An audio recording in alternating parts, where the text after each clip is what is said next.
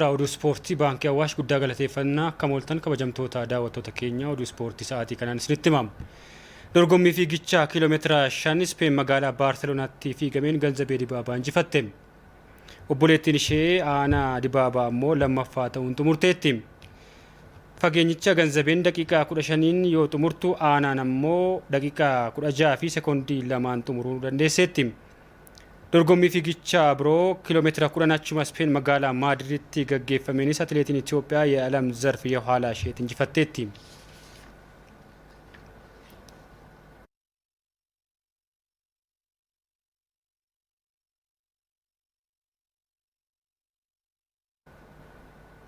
Pirimeer Liigii Itoophiyaa torbee shanaffaan har'aa waaree duraa yoo eegalu bunni Itoophiyaa injifannoo gara dursummaa liigichaatti isa fidu galmeesseera.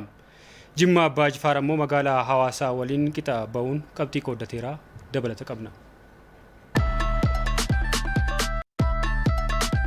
Torbeen shanaffaa Pirimeer Liigii Itoophiyaa har'a yoo eegalu bunni Itoophiyaa durfamuurraa ka'uun magaalaa Sabbataa mo'ateera. Morkii waaree dura sa'a 4 eegaluun isteediyeemii Finfinneetti gaggeeffameen Sabbataan galchii Israa'el isheetuu daqiiqaa 14 irratti lakkoofseen daqiiqaa muraasaaf taphichaan dursaa qabatee ture. Tapha boqonnaa duraan buna Itoophiyaaf Abubakar Nasruu daqiiqaa 26 irratti galchii lakkoofse taphni boqonnaa duraa qixaan akka xumuramu gargaarteetti. Tapha boqonnaa boodaatiin ammoo Habtaamuu Taaddasee daqiiqaa 54 irratti buna Itoophiyaaf galchii lakkoofsu Abubakar Nasruu ammoo galchii lammaffaa fi injifannoo buna Itoophiyaa mirkaneessitu lakkoofseera. Galchii lammaffaa Sabbataa ammoo Qaal Kidaan Zalaalam daqiiqaa 75 irratti lakkoofseera.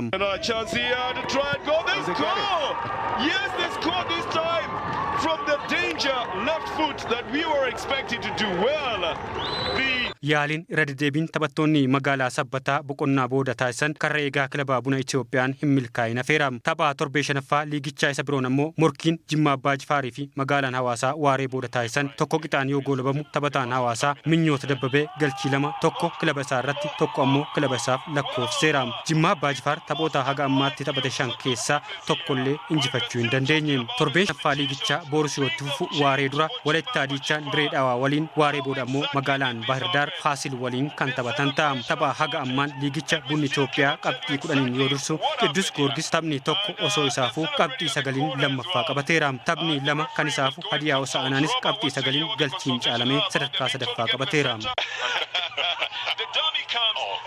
Capitalizes on that. The goalkeeper has no one, holding onto the post on his right. Pirimeer Liigii Ingilandi torbee 16ffaan har'a galgala taphoonni 2 kan taphataman ta'a.